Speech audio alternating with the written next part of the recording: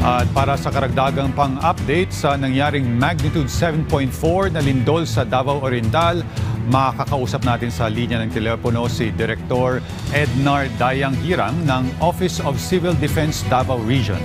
Magandang gabi po, Director. Si Jay Esteban po to ng Integrated State Media.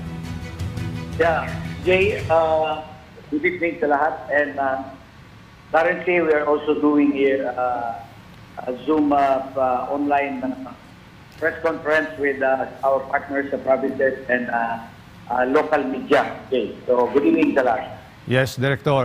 Kumusta naman po kayo at kumusta na po ang latest sitwasyon dyan sa Davao Region? Alam po natin na naitala na ilang mga aftershocks na nangyayari since kaninang umaga, since naglindol. May nararanasan pa ba kayong aftershocks ngayon? Well, magandang tanong yan. 6.9 ang naranasan ngayong mga past shocks. And according to PIBOC sa aming online conference ngayon, hindi na siya aftershock patawag yan. Kasi wala daw aftershock na ganung kalakas. May tawag siya doon, ang term niya is something like parang kakambal, parang I forgot the name of the word, no? Pero hindi na aftershock, Jay, ang sinabi. In fact, dahil nasa 6.9, hello? Yes, sir. Narinig po namin. Nag-issue ulit sila ng tsunami warning.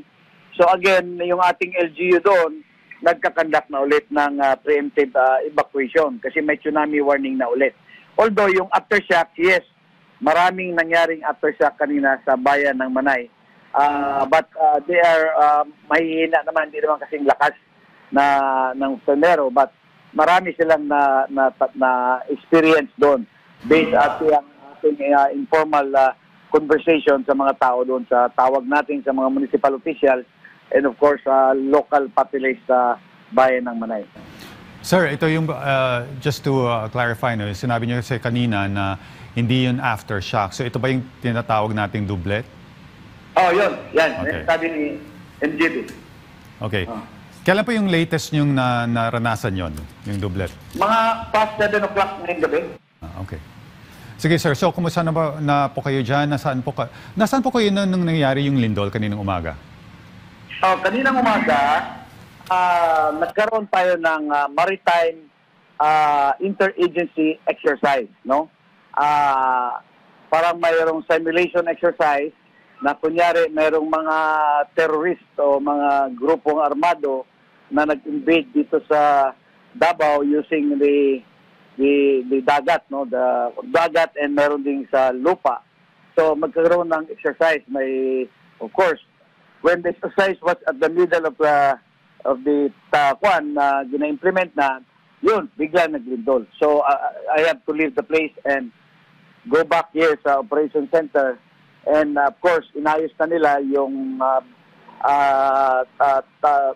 tawag dito, yung TOEM, no? Yung Tactical Operations Wing ng Philippine Air Force, which immediately provided us the Black Hawk for aerial surveillance. So yun ang ginawa natin kasama ang commander ng Tactical Operations Wing ng Eastern Mindanao Command, and of course the brigade commander of the 7th First Brigade and the governor of Davao Oriental. So we surveyed the area, and yun nga nakita namin na hindi naman ganun kalaki ang damage. Meron, yes, meron patay. In fact, 7 na as we count tonight.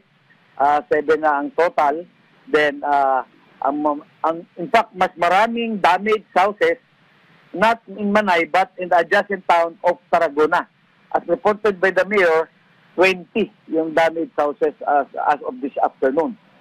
Totally damaged. So, sa Manay, halos walang na-report. Mayroon isa, of course, yung malaking bahay sa Barangay San Ignacio na nakita namin, talagang nag-collapse na bahay. But apparently, it's not just town, mas maraming damage. Sir, meron na rin po tayong na-receive, no, na mga latest na when it comes sa casualty o mga nasawi o nawawala. Ano na pa ba yung latest na update sa inyo? At saan po pwede silang lumapit, ng mga taga-Davao? Well, ang lahat ng ang sa namatay, no, 7, sabi ko. 3 sa Mati, 3 sa Pantukan, and isa sa Davao City. And all of them are well attended.